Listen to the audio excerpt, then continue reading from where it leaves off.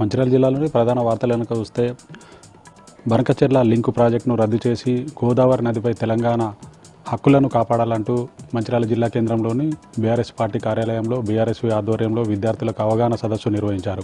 ఈ కార్యక్రమానికి ముఖ్య అతిథులుగా ఎమ్మెల్సీలు దేశపతి శ్రీనివాస్తో పాటు వి ప్రకాష్లు, అలాగే మంచిర్యాల జిల్లా బీఆర్ఎస్ అధ్యక్షుడు బాల్క సుమన్, మాజీ ఎమ్మెల్యేలు దివాకర్ రావు, దుర్గం చిన్నయ్యలు పాల్గొన్నారు.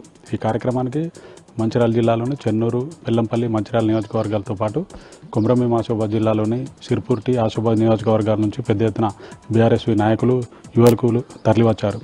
కార్యక్రమంలో భాగంగా వక్తలు మాట్లాడుతూ తెలంగాణలోని రేవంత్ ప్రభుత్వం, ఆంధ్రప్రదేశ్లోని చంద్రబాబు ప్రభుత్వం కలిసి తెలంగాణను ఎడారిగా మార్చే కుట్రలో భాగంగానే బనకచెర్ల లింకు ప్రాజెక్టును తెర మీదకి తీసుకువచ్చారని, 4 కేంద్ర ప్రభుత్వ రంగ సంస్థలు బనకచెర్ల ప్రాజెక్టును వ్యతిరేకిస్తున్నప్పటికీ కాంగ్రెస్, బీజేపీ, టీడీపీ 3 పార్టీలు ఒకటై తెలంగాణపై కుట్రలు పన్నుతున్నాయని అన్నారు.